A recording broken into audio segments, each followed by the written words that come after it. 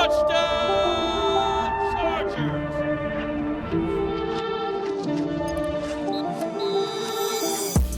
What's up, guys? Welcome into a Week 1 edition of Chargers Weekly. As always, joined by the voice of the Chargers, Matt Money Smith. And how about this? Our newest teammate, Jahleel Addae. And the thing about Jahleel, San Diego Charger, LA Charger. He's coached these guys. He's picked off Gardner Minshew, who we're going to talk about. So you played against a lot of these guys. It's great to have you here, bro. Hey, man, appreciate the opportunity. Always working with you, Chris, my guy Matt Money Smith. It's an honor to be here, man. I'm excited. I'm just gonna get this out of the way straight out the gate. Let's go. As the play-by-play guy, I do have a bit of an issue. You and Trey Boston made life hard on me. You both played, on the back end of the defense. You both had hair that covered your numbers. And you both like to wear the same color socks. Yes, sir. So it's like if one of you wore yellow and the other one wore powder blue, I'd be good. If one of you wore gloves and the other one didn't, I'd be good. But instead, I'm looking out, and a lot of you both of you are making plays in almost the same part of the field a lot of the times, and I got to wait. Can I get, is it 37, right? Right. I was like, is it 37? What was he? I think he was 30. And he was 33. 33, so that's what it was. Definitely couldn't tell. So it truly was. It truly was a labor. You're not the only one. You made me earn it. You and Trey made me earn it. Did Coach Milo get you all mixed up too? On film. He did, definitely. He'd always call Trey's name, and I'd be like, Coach, that's me. I'm down in the box. Coach, Trey's Right. a 60-40 safety playing deep. He's like, yeah, I know, but your hair, it's your hair. But he did get us confused, man. It was awesome playing with Trey. That was my guy. Yeah. That was my guy, high energy guy. Oh, yeah. Yeah, brought it every single day. One of the reasons why the Jack Boys went the way it went. That's right. I do want to add this, too, about Trey, because it is one of my favorite moments, and I don't know if I'm supposed to do this, but whatever. So, Chargers Christmas party, we're out at, where were we? We were... Irvine?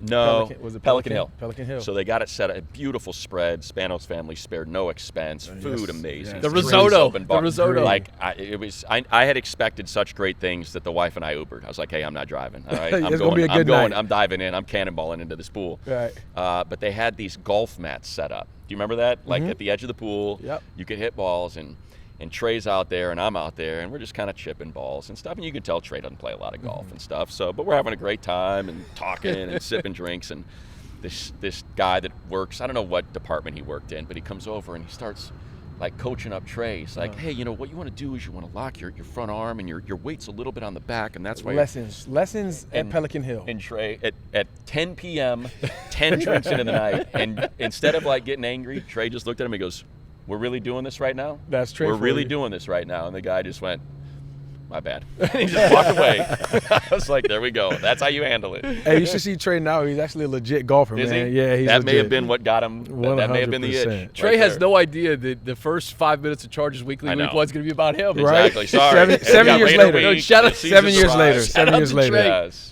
Guys, let's go back. December 14th, 2023. Chargers lose 63-21 to Vegas. Everything changes, right? Yeah. GM out, head coach out. A few months later, a new era of Chargers football begins. We've been talking about it for months. It's finally here. And Money, how appropriate that it's the Raiders.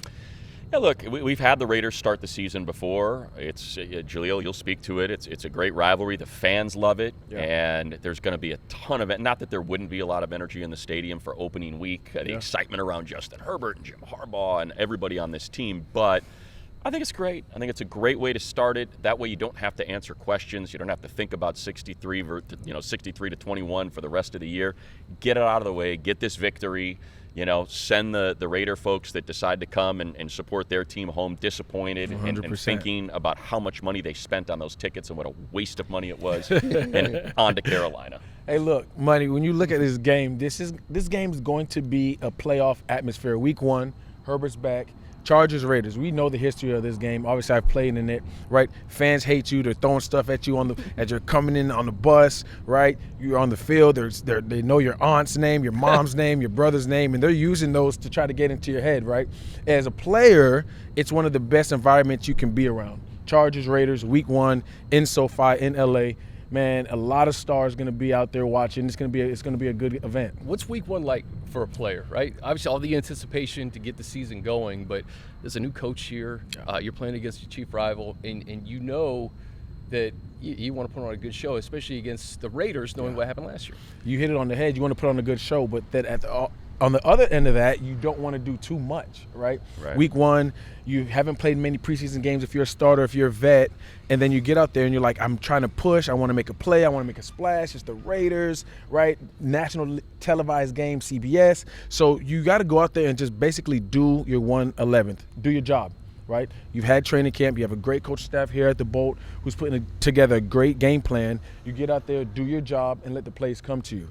You know, it works for both sides here, right? Because you have a whole new coaching staff, a lot of new players on this Charger team. I think it's the most unknowns that we've had going into a season since I started doing this in 2017 on this side. But as you prepare for the Raiders on the other side, as this team's preparing, as the defense, what are you watching? Are you watching Luke Getsy with the Bears? Are you watching Gardner Minshew with the Colts to see what his tendencies are? Are you obviously you're watching Raiders film from last year because a lot of those players are still there. But how much goes into preparing for a team that has this much change? You know, offensive coordinator, new quarterback, handful of new players, running backs, all that sort of stuff. How do you spread your time on what you're watching to prepare for this? So obviously you're looking at Getsy and what he did last year, right? Because it's his offense. Whatever he did last year, he's going to bring it over. Different personnel, obviously, but then you look at personnel and you say Gardner Minshew. We go back and look at his film. What does his 3-step drops look like? His 5-step drops look like, right? For a middle post safety, linebacker, when you're dropping off him in zone coverages, right? So I think the biggest thing, it's almost like you treat it like a training camp game, right? You go out there, you have your base defense. You don't really know what they're going to give you. You don't really know what angle they're going to come try to attack you in until the second half where you'll be able to make adjustments. So I think you'll see in the first 2 quarters, Jesse Minter on the defensive side probably just playing his shell-based defense, trying to see how they're going to attack him. It's a game of chess out here at the end of the day. Yeah. Their offensive coordinator versus Jesse, right? And Jesse is known to be a great, great defensive coordinator, so it'll be an exciting matchup. Guys, I don't want to oversimplify things, but over the last 2 years, the Chargers have had a Davante Adams problem, and they've had a Max Crosby problem. And, you know, Joe Alt's got the biggest test of all tests. Yes. Right tackle against Max Crosby. Obviously, you're going to have some help with Disley and whoever they try to deploy to help him. But on the other side, Davante Adams in 4 games against the Chargers, 34 catches, 494 yards, and 4 touchdowns. What do you do in terms of slowing Davante, knowing that you have Derwin, but you also have Brock Bowers? Like, what's the game plan for Davante Adams? So Davante is what we would call a game wrecker, right? In a matter of instance, he can wreck the game. So as a defensive coordinator, as a defense, you go into this week saying, hey, look, there's one player who's not going to beat us today, and it's Davante Adams. How do we do that? Different kind of looks, right? We cloud him. For people at home to know what a cloud is, a hard cover 2 corner in front of him, get hands on with a safety over top. You play 2-man, right? The corner's playing 2-man, low hip, ready to break on any under breaking routes with the safety on top. You're shifting the coverage to Davante Adams. Brock's going to have to beat you. The other weapons are going to have to beat you. You're going to have to rely on the running game. But when the Chargers leave this game on Sunday, they cannot look at the film and say, you know what, we lost this game because Davante Adams wrecked it. Yeah, I watched Week 4, the first game, and I think he might have got pressed twice. Yeah. They were giving him so much, and understandable, right? Give him a ton of respect, a lot of cushion, and it just looked easy for him. It was easy. He was the first read. He's a hot read typically, but he's working in breakers. He's working out, and it just how do you just said it, right? The cloud coverage, it just seems like it makes more sense, especially with these pass rushers, to have all 4 of them available in this first week, to be a little more aggressive against him. That likely is a little more effective than giving him that kind of cushion. I agree with you, Money. When you look at it, the rush and cover works together. Right. Obviously, the pass rush is going to help the secondary so they don't have to cover as long. But like you said, even on 3rd downs, double 17. Middle high safety, the other safety double 17 with the corner. We're erasing him off the board, and Minshew, you're going to have to look the other way. And you don't have a lot of time because you have Thule, Bosa, Mack, and Bud Dupree humming off the edge. And you can add Derwin James if you want to bring a 5-man pressure. So whatever you do, it's 2 versus 1. I don't care if we line up like it's a punt coverage and we're vicing him. He cannot wreck the game. Right. Speaking of Derwin, and Muddy, I think a few months ago you were kind of joking, but not really. Welcome to the NFL, Brock Bowers. Oh, yeah. Derwin James, this is your guy. Would you put Derwin on Brock Bowers and just say erase him from the game, or would you use Derwin in a lot of different ways? You see what he does to Kelsey. And Kelsey's one of the best tight ends who's ever played the game. And Derwin, week in and week out, twice a year, erases Kelsey off the board. He does. The time that Kelsey shakes away, it might be a little rub route, or it might be a pick to create some space or line him up off the field so Derwin can get his hands on. And he's Hall of Fame. And he's Hall of Fame, right? He's probably the best tight end to play the game when it's all said and done, right? So when you have a rookie, obviously you have to respect him, but he's a rookie at the end of the day. We say Brock Bowers is a dog, right? He's drafted in the first round for a reason, and your assignment is to erase him off the board. Now, if you get into the second half and Duran's doing the job that we want him to do, and Brock is not affecting the game, then you can say, okay, you know what? Let's try to blitz Duran. Let's try to show man on Brock and then bring him off the edge, right? So you switch up the looks. Just without leading you to an answer, because that's what my interpretation was from Coach Minter in the preseason when he talked about Derwin, and he said, oh, yeah, we're going to do a lot of different things. But, last year with Coach Staley, when Duran was asked to do a lot of different things in-game, 6 snaps high safety, 8 snaps slot corner, 12 snaps on the line of scrimmage. That's hard, man. It's a lot. I felt like what I took away from Coach Minter's comments was we're going to identify the way to deploy him game by game. It'll be different, but inside the game, he's going to be doing the same thing. We're not going to spread him out like that. As you look at the Raiders, and I know you've obviously already prepped for this game, what do you think? What do you think they are going to do? Is it putting him on Bowers or Mayer? Is it more line of scrimmage? Is it a slot corner? What do you think this team needs from Derwin in this game? You got to take away the tight ends. Bauer and Mayer, like you said, 2 first-round tight ends, right? And that's what the safety does. Strong safety, what Duran does. He plays his best ball in the box. Get him in the box, line him up, cover 3, allow him to see the zone reads, allow him to fall back in the A gap, B gaps, and play downhill. While he's in the box, it looks like cover 3, but he's man-to-man on the tight ends. While he's in the box, it looks like man-to-man in cover 3, but now he's blitzing at the snap of the ball off the edge and creating pressure, right? So there's so much you could do with him. I would love to see Duran in the box a lot more this game. Obviously, too high. You want to have too high to keep them honest, protect Davante Adams going over the top. When you get your chances, you have to rotate 3 down and let them get busy. So when you say too high, what that then means is we're talking about that third safety. So right. Is that A.J. Finley? They bring in Elijah Molden. It feels like that's sort of that little bit of incremental upgrade over Tony Jefferson. Right. What does that mean to have those 2 guys up there, and how that affects what you're able to do with Derwin? Well, I think the third safety will be A.J. Being in training camp, I've seen what A.J. done. He's grown as a young guy. He's obviously young, but he's earned it. He's earned it to step out there on Sunday as a third safety with him and Alohi Gilman playing back, which allowed him to use Duran down close to the line of scrimmage and be more of the wild card, almost like they used Kyle Hamilton in Baltimore, right? I think they're going to use Duran the exact same way that you see them use Kyle Hamilton, and you see the success that he's had in Baltimore. Chargers edge rushers are going to have to outplay the Raiders pass rush with Max Crosby and Christian Wilkins too, frankly, who's new to this organization. And the Chargers saw Wilkins in week 1 last year when the Dolphins came to town. As far as Crosby and Wilkins are concerned, because these are guys who don't come off the field, right? And Crosby's perhaps one of the best run defenders in the NFL has a motor. Yeah. Do you run at Max? How do you attack these guys on the ground? Because the Chargers are going to lead with the run.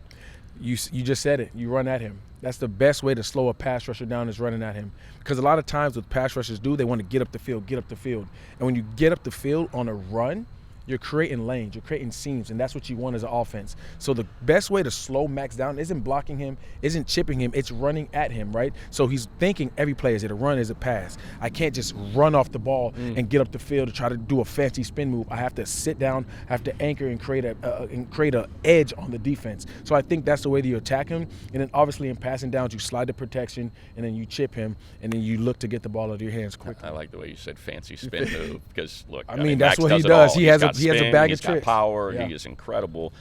I'm so happy that the Darius Davis play happened in Dallas and that it was successful and that you can plant that seed, because I'm assuming that Coach Harbaugh and Roman are going to do a lot of that. You're going to see a lot. And we saw that when they were together at Stanford. You would see so much pre-snap motion going into runs and into the run game and that's something Sean McVay has had great success with, where just give them the eye candy and make them pause. So, I think about Max, and I think about that sweep with 4.3 speed and what Quentin might be able to do. I expect to see him involved in a lot of that, and what that's able to do, along with just running at him, but what all that pre-snap motion and actually giving it and making them think, who does that affect the most? Is it the end? Because the end's got to honor it. Is it the box safety? How does, what we saw in Dallas and what we think Darius is capable of, and maybe Q, how you can help slow a defense down and that pass rush down by running that sort of pre-snap action?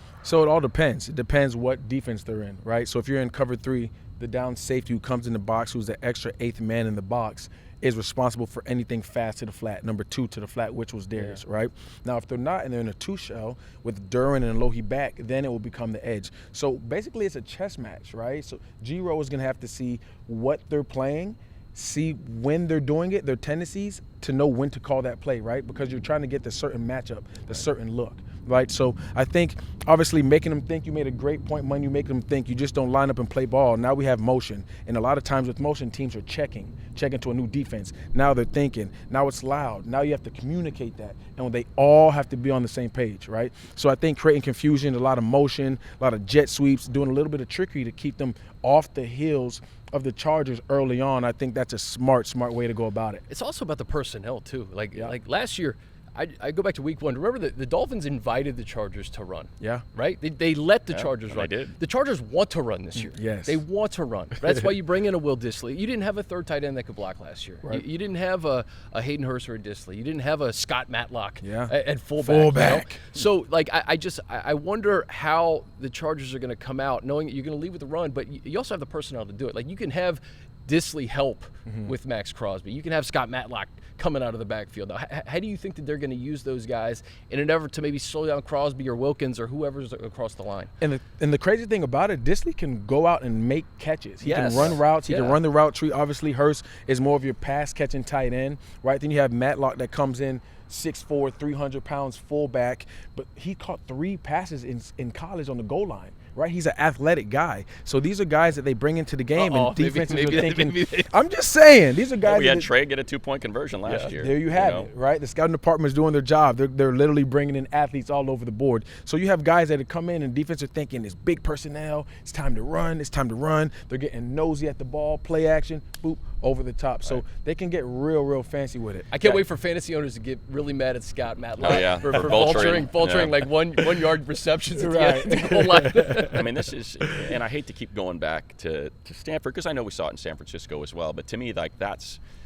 just what they did at Stanford changed the culture of that organization. It changed the perception of what you expected when you went into a game. And we heard what Hayden Hurst said when he first, when he did his first presser. He's like, what are we going to do? We're going to make people upset when they see the schedule and they see us on Sunday, and they're going to feel it the next week. Like, that's what they did, intellectual brutality, right? And you get the feeling that that's what they're bringing here, and that's where the whole Matlock thing comes into play, and it makes so much sense. And I think it signals that's what they're going to do. Like, hey, not hiding it. Why do we want 235-pound Tucker Fisk at fullback when we can get 305-pound Scott Matlock? Why carry a 4th tight end in Donald Parham, who we're trying to get more acclimated to blocking, when I can plant 6th offensive lineman Foster Sorrell out there? Like, that's, I think, what we're going to see a lot of this year. And the other flip side of it is, again, I keep making the comparison to 15 years ago, but the Pac-12 wasn't ready for it. They were light in the ass, and so that's what they saw. And I think that's what the NFL has become. When you look at the linebacker level,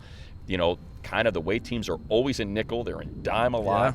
It just feels like you don't believe it because Justin Herbert's your quarterback, but that's what they're going to do. Like, this is what they're going to do. 100%. Right? And when you look at it, the league, especially this division, has become 7-on-7 passing. Patrick Mahomes, you got all the flashy riffraff, this, that, deep balls. Listen, Jim is coming in here saying, listen, we're going to be a bully.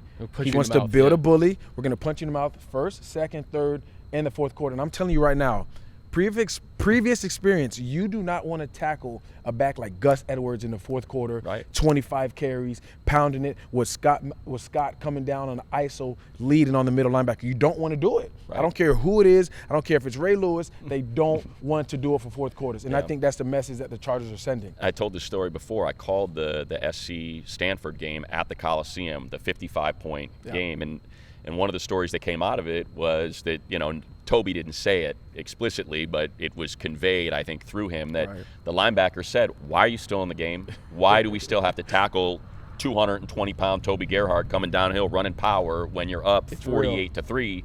And he's like, yeah, dude, they just quit. They were just like, we're not doing it anymore. We're tired of it. We just want this game to end. I've been there. I didn't quit, but I've been there. I'm like, man, again? Right, Again? And this is what you signed up for, right? And that's what the Chargers they're coming into SoFi, right, to take another man's will. And that's the culture. That's the organization that Jim is building here, and I love it. And the Ben Herbert effect comes into play early, right? The first game, yes, you'll know how much gas you got for the fourth quarter, right? These fourth quarter finishers. And for all the going through something, working through something, there's 2 guys on the injury report right now, DJ Chark and Tarheeb still. Everybody else, no Joey, no Rashawn Slater, no Justin Herbert. Everybody's ready to go. So I do think the first game of the year, and you can speak to this more than anybody, but conditioning is going to be something that you'll know about in the fourth quarter. Who's more conditioned? Who's ready for a 17-game season? And that's very key because, like I said earlier, in the preseason, you do not play your starters, right?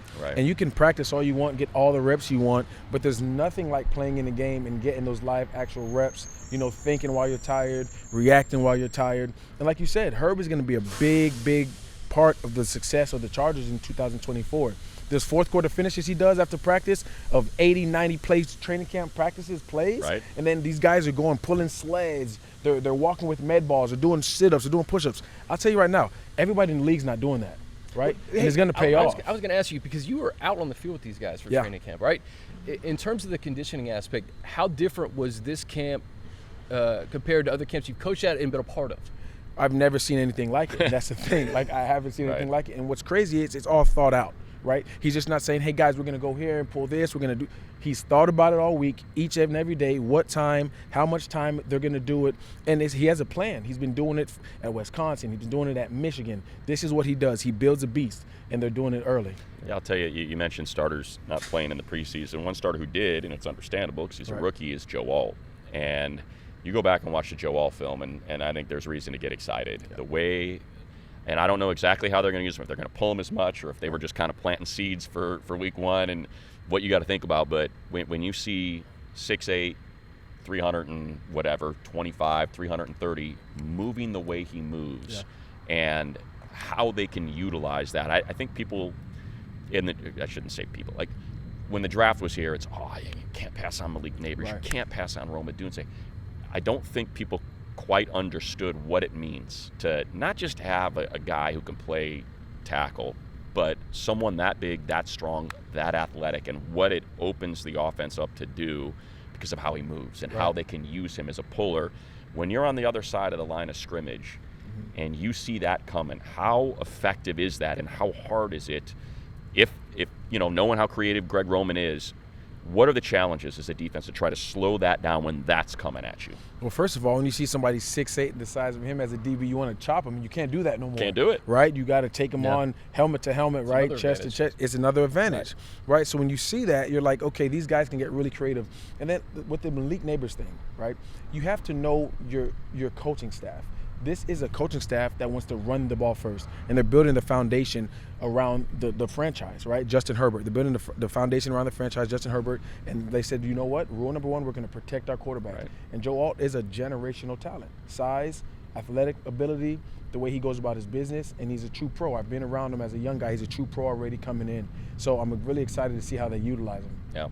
Yeah, we're 25, 30 minutes in probably to this podcast. I don't know exactly, but we haven't even talked about Justin Herbert. No. He's healthy. Because that's like the one known. Like there's so many, we know Justin Herbert's going to be great. Well, that we know. That's my point. It's the quarterback matchup in this game, right? Like, Justin's going to be okay, right? We're worried about all the kind of outside factors. For sure. Gardner Minshew, the Chargers played him twice. I think he's 0-2 against the Chargers, but he's been around. Right. You picked him off, as I mentioned at the beginning of the show. Give me the differences, not the difference. We know the difference between Herbert and Gardner Minshew, but Gardner as a player, like, what do the Chargers need to be prepared for in terms of defending him? I think what Gardner does best is, when I played him, is he extends plays with his feet. People don't give him a lot of credit. Like, he almost has a little bit of Russell Wilson-ish to him, right? He's not going to just drop back and pick you apart. Where he makes his hay is, you blitz off the edge and you lose contain and he spins out. Okay, now he's looking downfield and it's a scramble drill and guys are holding downfield and he chucks a deep ball and it's a PI down in the 30-yard line and now they're down in the red zone right now, right? I think what the Chargers need to do with him, obviously, is just be gap sound when you're rushing. Keep him in the pocket. Make him beat you with his arm. Don't let him get outside the pocket, start running around, doing all this trickery, happy run around stuff, and guys are just running open. Now you're chasing Davante Adams across the field. Keep him in the pocket, and when you do pressure him, tight man coverage on the back end with help over number 17, and I think that'll be the formula.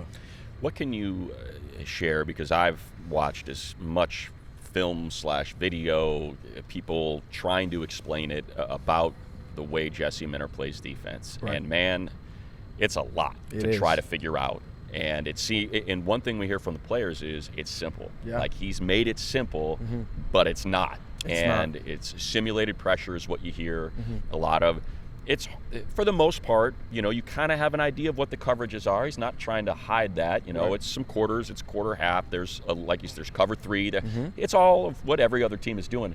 But man, when that ball is snapped, it's like, where did that guy come from? Yeah. And now it's like, just when you think you know what it's going to be, it's something different. Right. So can you help explain to the people watching and listening how he's been so effective? Because he's part of this group. There's been, I think, 6. Mike McDonald's a head coach. Yeah. He's come in as a DC. 2 Ravens assistants got plucked and were made DCs. Right. Yeah. What is it about this defense that's causing so much trouble in the NFL right now? Well, it's basically what he does first is when he comes in day one and he implements, he said, we're going to be a physical defense. We've all seen the Ravens defense and how the brand of football that they play. But the thing about it I like the most about him is it's a lot of vision, right? He has the pass rush up front.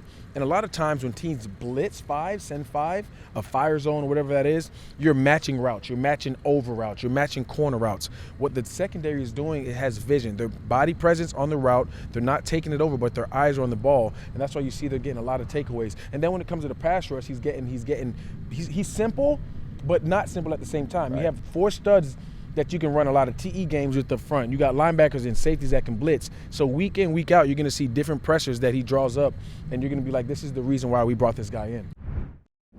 On Location, official hospitality partner of the NFL and the LA Chargers, offering Chargers fans the opportunity to lock in verified Super Bowl tickets and access to exclusive pregame parties with an official VIP ticket package.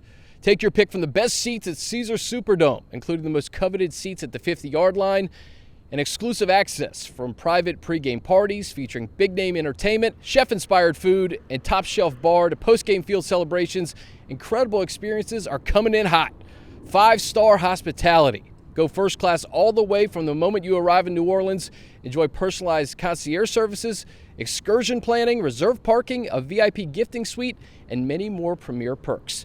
Visit onlocationexp.com/SBLIX or call 877-373-5062 to secure your ticket packages today. Yeah, and Jahleel, I think back to Michigan and Mikey Sanderstill and what he was able to do from the nickel, and then watching the preseason and Tarheeb still getting his hands on ball. It seems like that's a pivot point. Like, that particular position looks like he is happy to send it from there, and it's a spot that quarterback is going to have to be looking at all game long. Yeah, the nickel is important. It's basically the Sam linebacker in the nickel package, right?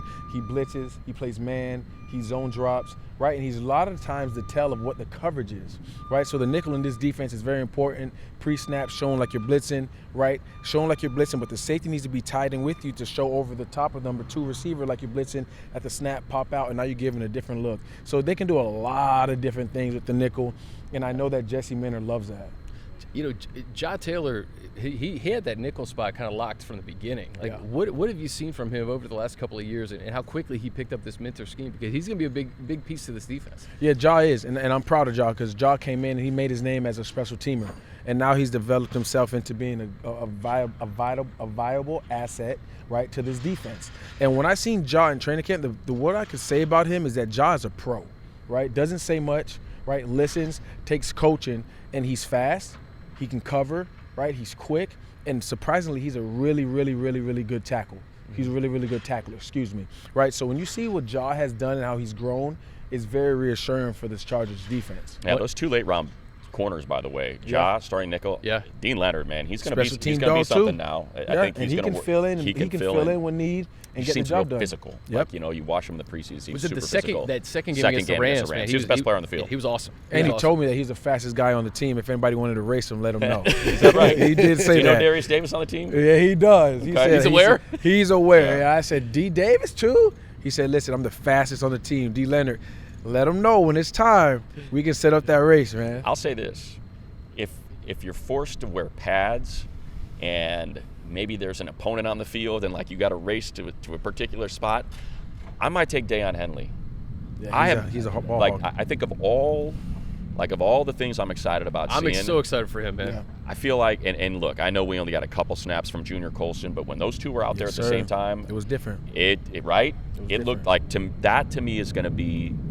I feel like it's the most exciting. I think it's got the highest ceiling. Yeah. Like what those two guys, and look, Denzel, the vet, he sees it all, he knows it all. You know everything's going to be locked down when he's out there, but just the combo of speed, smarts, athleticism, the way those two pieces fit together, Junior Colson and Daiyan Henley, I think is going to be like that. To me, is where this defense can really, really shine. And when you mentioned Junior, you mentioned smarts. This kid was raised in this defense, right? Yeah. With Jesse Minter, he was raised in this defense, knows it like the back of his hand. Obviously, he missed some time in training camp, but he was a guy that they said, you know what, let him get healthy because he knows the defense. He gets out there and he's barking it like a 5, 6 year, 7 year vet. And then you look at Daiyan, he's so athletic, former wide receiver, right? Turned linebacker. He was a special teams guru in college, so he has the mentality of a special teamer. He has the athletic ability of a wide receiver, but then you see how he runs to the ball and hits. He's a special kid. It's hard to put into words, but you can feel his presence on the field. You can feel Daion's presence on the field. And I think it's the perfect mix of a room with a guy you've played with in Denzel, someone who's a rookie but knows the system probably better than anybody in Junior, and then Henley, who, has so much potential. It's a missile. He's a missile. And he's just hungry. scratching the surface, Yeah. He is, man. It's exciting to see. That's one of the guys we're going to look at on Sunday and be like, if he plays well, right, the Chargers have a good chance of winning. Yeah. We know Plus what Neiman. Neiman's on IR. And you see what he did in the preseason, Yeah. and he had probably one of the best camps as well. Yeah. So that linebacker room being led by 4-time All-Pro Navarro Bowman, like the sky's the limit for that room. Yeah, I think when you mentioned, if that's the X factor, if that level plays well, good chance to win the game. Of all there's a lot of question marks. Obviously, with the health of J.K., feel like if he's healthy, he could be one of the 5 best backs in the league. Yep. Just the way, how are they going to parcel out the rotation of the running backs? Is it hot hand? Do they have a set number of snaps? Is it 3 backs? Are all 4 active on There's so much.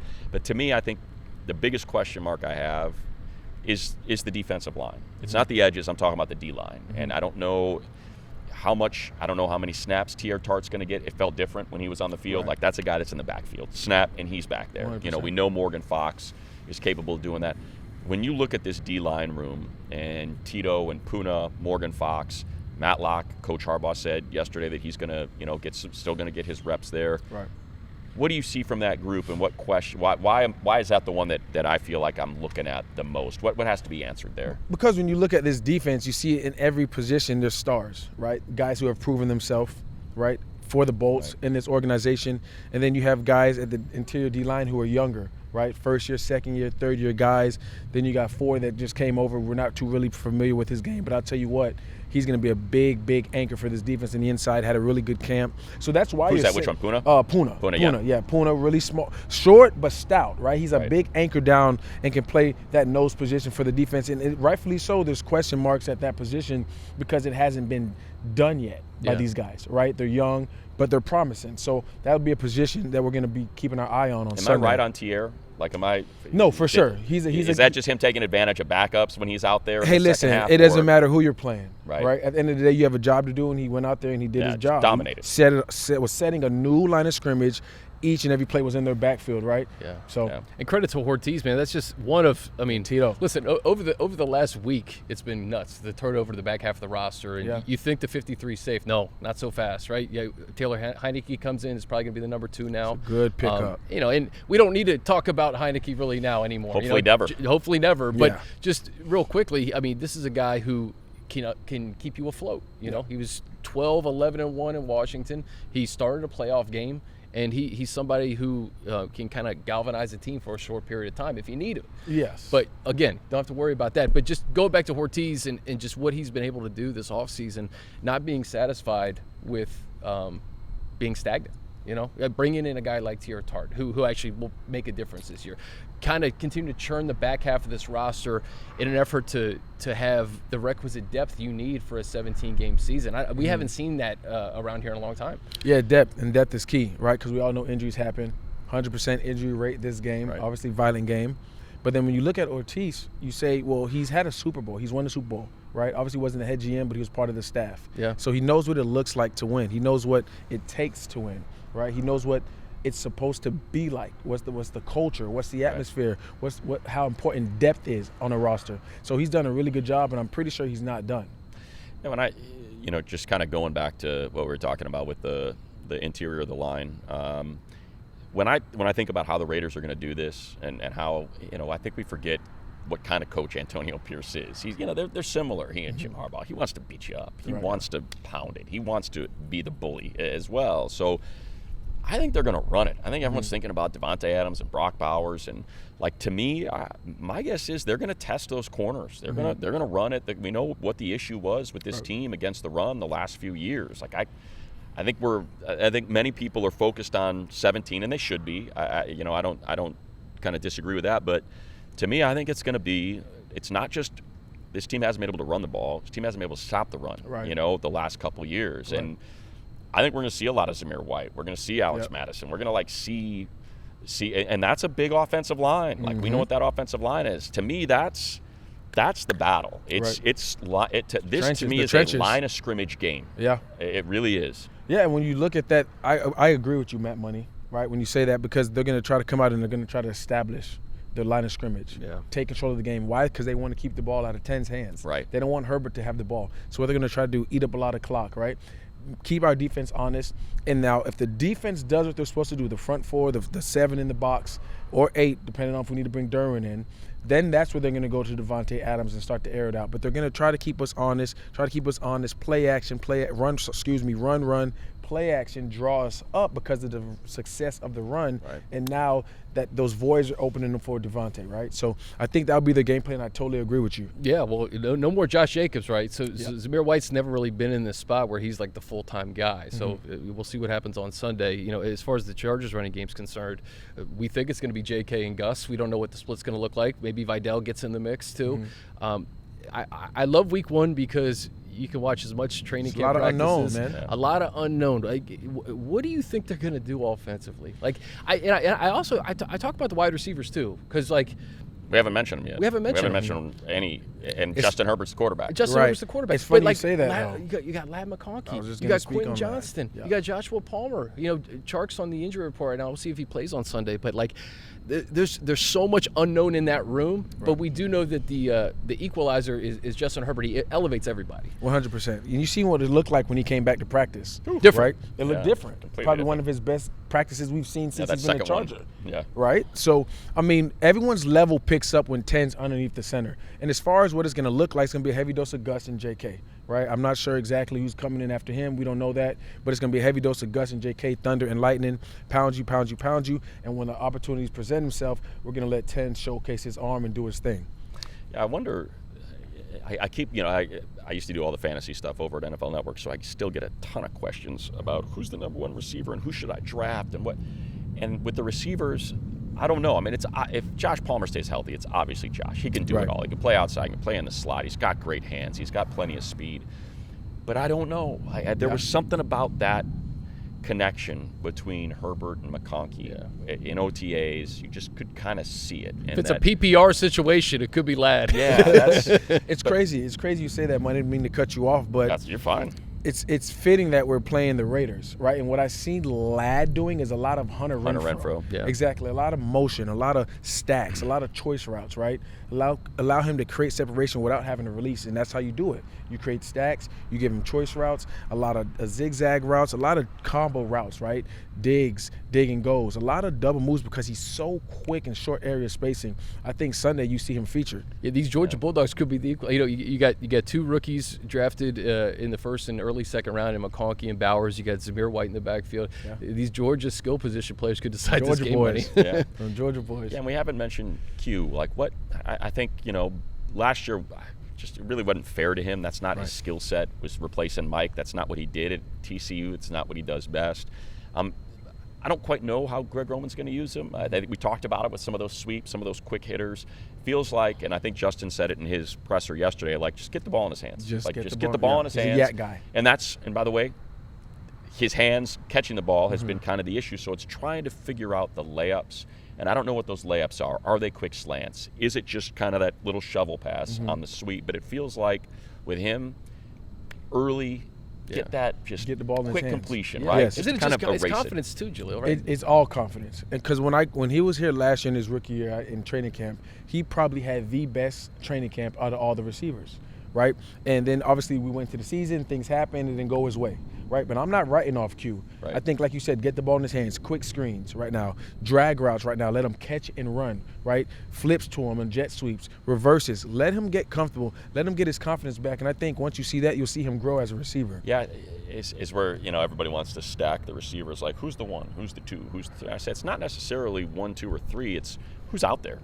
And I'll be honest, like, I won't be surprised if Simi Fajoko's out there. Yeah. Just because he's fast, he's big, he's comfortable in contested catch situations.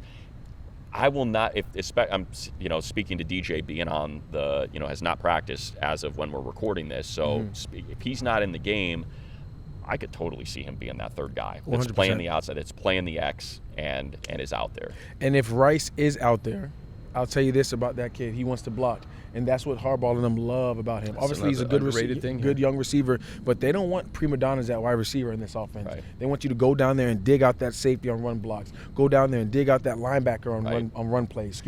On run plays. So you have to be willing to block. You're not just going to line up in SoFi for the Los Angeles Chargers and catch passes and not be expected to block. You know what's funny about that, though? If you go back and you watch every one of Simi's preseason reps, watch run plays. He's another one. He is a dog. Yes, he's 20 he's another yards one. down the That's field. why I made the team. He's Back another has one. been tackled for 2 seconds, and he's dusting a safety Yep. into the ground. Extra Like, push after the whistle and all. every time. Every single snap. I love that you mentioned that, Jahleel, because Buddy, for good reason, everyone talks about fantasy and who's going to catch the most ball.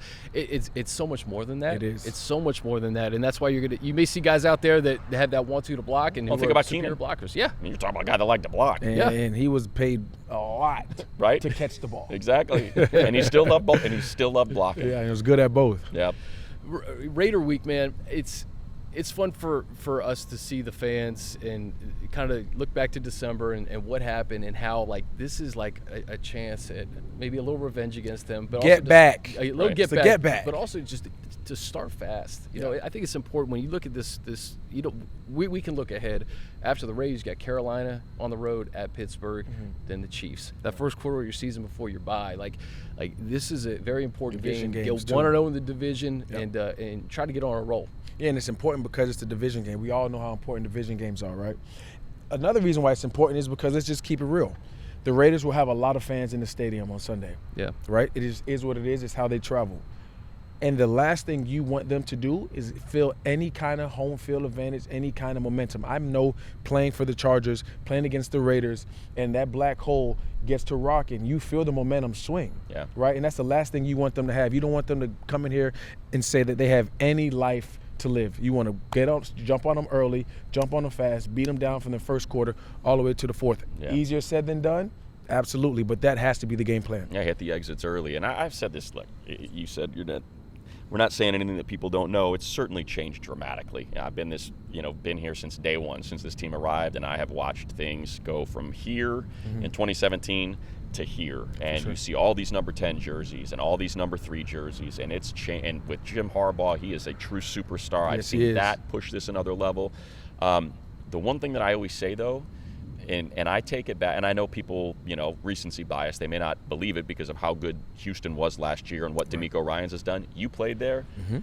I have never, it was the worst atmosphere I have been in both of those games that the Chargers played. Brutal. Just dead inside, no vibe. And I said, I will take a 50-50 split, 100%. packed energy, any day of any football player, and you can speak to Jahleel, will take that any day of the week. Give me a 100%. 50-50 split. Especially in And LA, I kind man. of like it. Bring it on. I Right. like it. You come give to me our home, juice. you think you're going to take over our home? I kind of like it. It's almost like being the villain, right? Like when you go on away games. I Right. like going to away games and 80,000 people booing you. Then when you You guys make a ate play. that up. I remember 2018. Ate it up. You didn't lose a game on the road outside of Los Angeles. You lost to the Rams at the Coliseum. But that 2018 year, undefeated on the Yeah. road. Yeah. When you got on an airplane up until New England, never lost on the road. Yeah, and even dating back to my college days, I don't know. I just like playing away. I like people rooting against Right. me and all my brothers, and we come in with one common purpose, one common goal, and then we leave there and we see all the sad faces, There you right? go. So that's what I like. So like you said, 50-50, who cares? Yeah. But what There's you juice. can't let them do is gain the momentum and let it feel like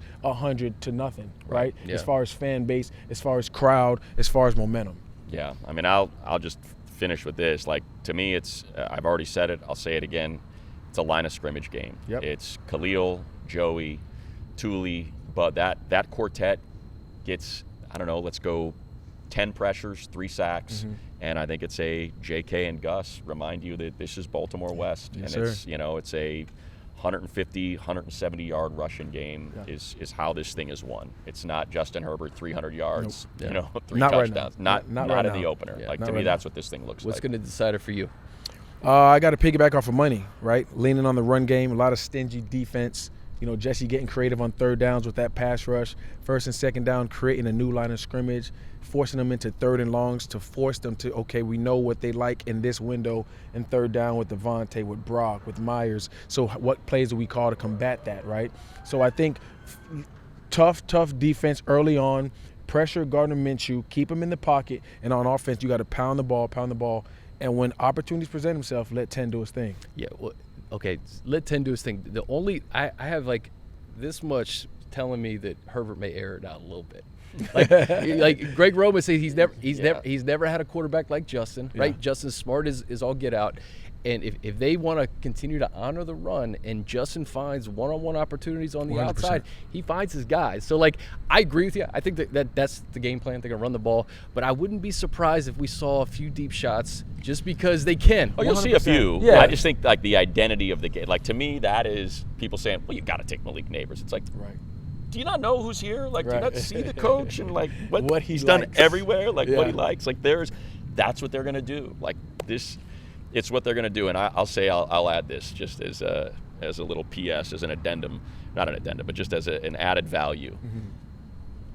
63-21 last year. I'm anxious to see, you know, if it can go a certain way, what that post-game handshake's going to look like between Antonio and Jim Harbaugh. You know, like, I'm wondering if there could be a little bow up, like, you know. I mean, they're right? both respected men in their position. Yes. Obviously, Jim doing both playing and coaching, right? Pierce doing both playing and coaching. But at the end of the day, it's going to come down to those guys on the field with those helmets on. And I know Jim will have them prepared.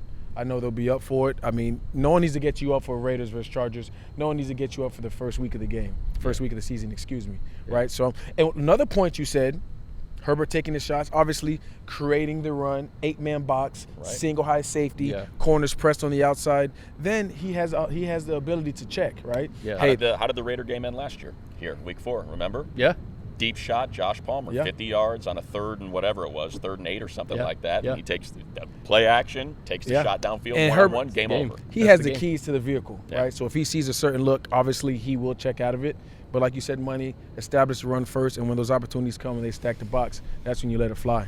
This was fun, guys. Yeah, it was. Yes, sir. Appreciate you, man. My guy always. Yep. Yeah. Money the best. Money. Guys, Absolutely. we will see you at SoFi on Sunday, week 1 against the Las Vegas Raiders. It's finally here, and we can't wait to be a part of it. For Money and Jahleel, I'm Chris. This has been Chargers Week.